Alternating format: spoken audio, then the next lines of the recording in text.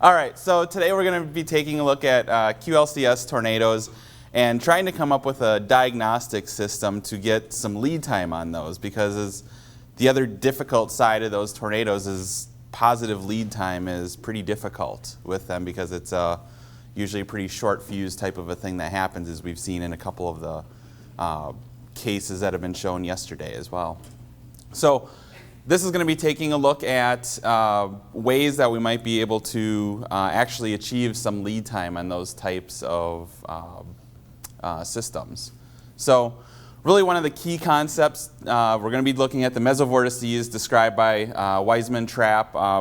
They've really done a lot of the work in this piece, in this area, which of course is building on all of the work that Ron Przyblinski has done over the several years with BAMX and even everything previous to that.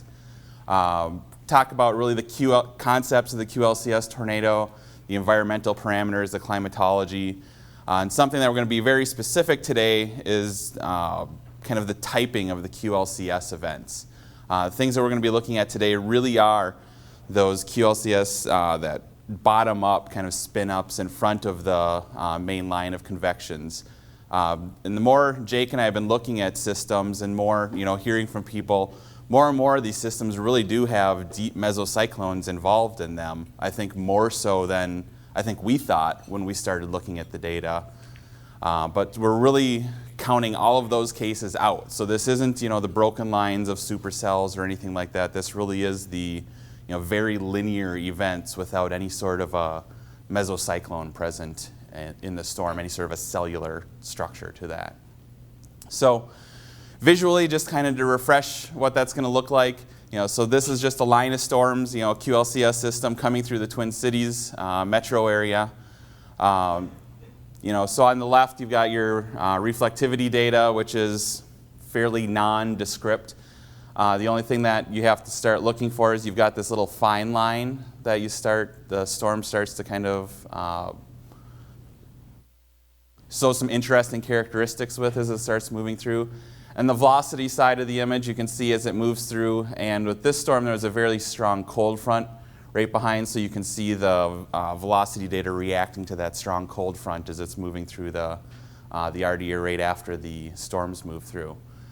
But we look at that and actually pause it out a little bit. You start to see right on the beginning edge, watch that leading edge of it here in the velocity data, and we have these QLCS. We had some brief tornadoes here right on the end of that string of storms coming through. So these were the latest tornadoes ever in the state of Minnesota last November 10th and 11th, right before and after midnight. And they were not warned. There weren't any injuries or deaths or anything with that, and they also were not warned. So it was a very interesting case that we wanted to investigate further. So the challenge involved with this, as I mentioned, QLCS tornadoes are tough to get a positive lead time on. It's very reactionary at this point with a lot of the warnings for these QLCS type events. And as I was reading through a lot of the literature, just this one sentence that really stuck out to me is with from Trapp is, supercells are generally not involved in the more mature stages, and as such, there's often no readily identifiable radar precursors preceding such tornadoes with much lead time. And that was a big thing that we really wanted to focus on, and that sentence just really struck me as I was going through the information. So one thing you'll notice is we're not going to have any southeastern events, as we looked at a lot of them, but almost all of them that we looked at had either they were transitioning in or out of some sort of a cellular state with a mesocyclone present in them. So you're not going to see any cases on that one included in here. As we talk about this data, the one thing I also want to say is a lot of this is very preliminary, and the hope is that we can get more people involved here, get us more events, and also have more people looking for this. So surely don't want to present this as a steadfast way of doing this, but want to present it as hopefully getting more people involved to help look for these types of events. The other big thing is these are fairly common in the upper Midwest. This Midwest, upper Midwest area is a pretty common area to get these sorts of things. We saw that in some previous climatology pieces as well. So what we've kind of term this as the Tornadic Breaking Wave. Feature is really first noticed in the high-end, fairly high-profile event in Minnesota, the 16 September 2006 Rogers, Minnesota tornado, which had a service assessment done on it as well. And at that time, the plan view imagery was really the standard viewing practice. You know, the volumetric viewing of radar data was really just getting going pretty good at that point. Analyst had just come out. FSI was coming along, but it wasn't quite there yet. Pre-super resolution, so not the resolution that I guess we're used to at this point now with a lot of the radar products. And to talk about this breaking wave, kind of just a little bit of the theory behind what we think is going on here. A couple things that we really wanted to make sure when we were looking at this.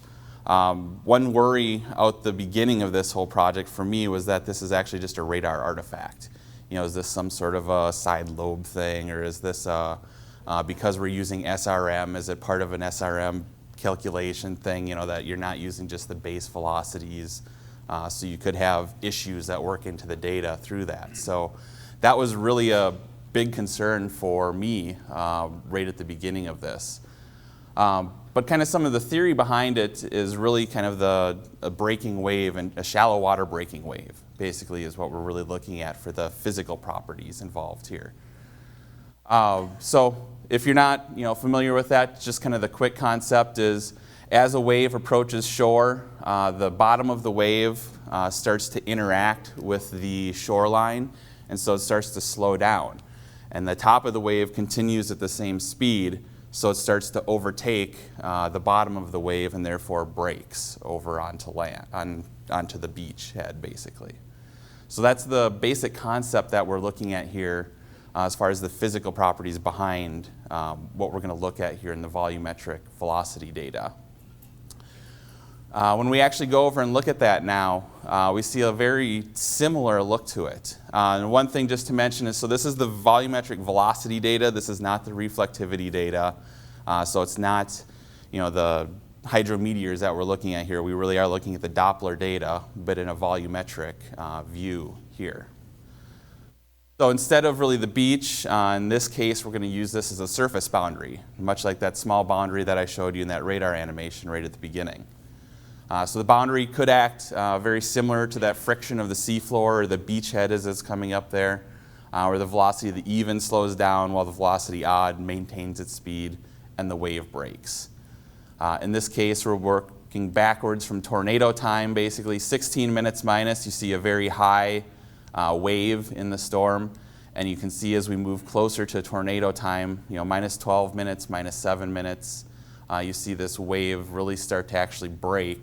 And just before it breaks, or right after it breaks, is when you have the QLCS spin up in the leading edge of the storm. So taking a look at that, the big thing we look at here is just a great wave here, and it breaks, and you get your spin up.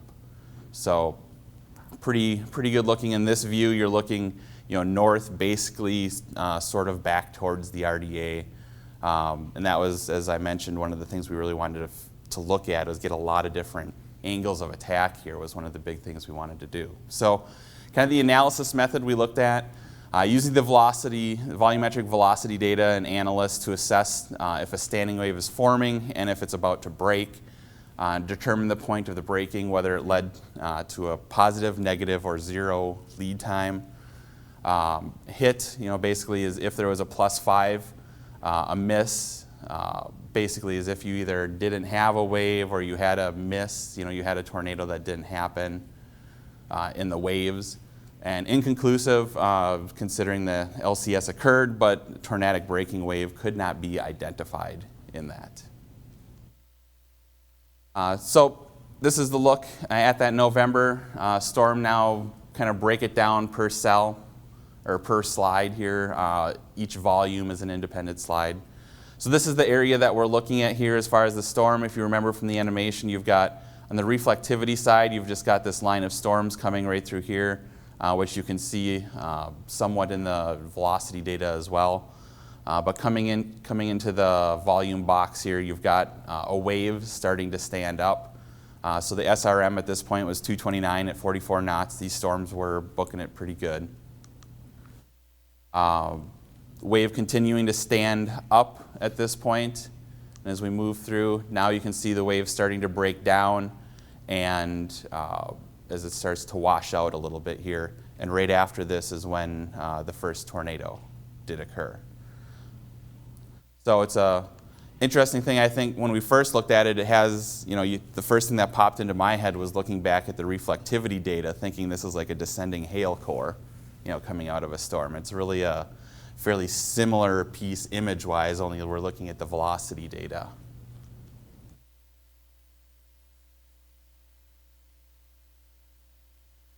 All right, so again, as I mentioned, is this a radar artifact? Is this dependent upon a specific angle of attack, view from the radar site? Does this work with storms approaching as well as departing? Big concerns that we really wanted to look at there. How range dependent is this tool? Again, you're looking for that wave to break. It's pretty dependent upon having low level coverage of radar coverage in that. So that was also a concern, is how far away is this going to work from the radar site? If this is only going to work for within 30 miles of the radar site, how good of a tool is it really going to be?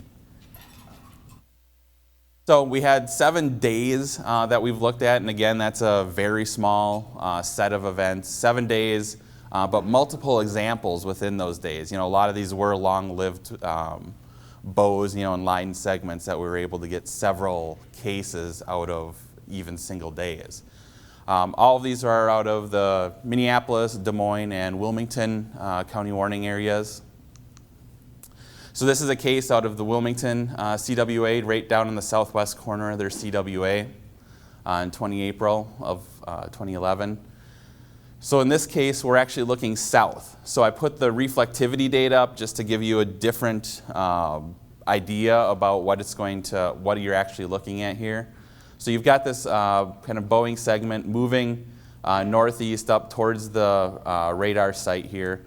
And this box from where you're standing, you're basically standing right here, looking south at this area as it's moving in.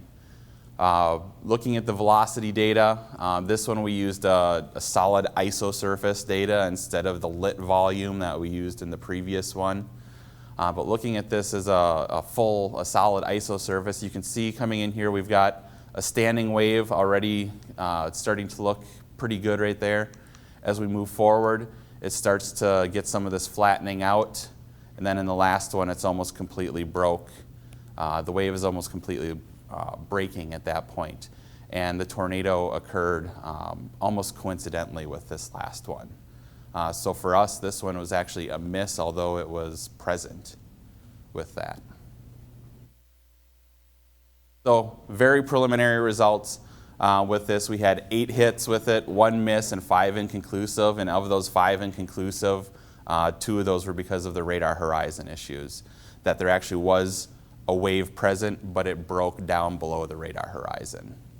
So that's something that we look at. And all of those were out past 70 nautical miles from the radar site, though. So it's better range than I guess I was thinking. It was as good as I was hoping, I guess I would say. One of the things that I'd worried about was, as I mentioned, it's only going to work within 30 miles of the site. So what good is that going to do us nationally? But it seems to work pretty well as long as you're within about that 70 nautical miles of the RDA. So looking at a few of the challenges or the challenges to look at, promise definitely is being shown with this method, but a lot more robust of a data set is going to be necessary.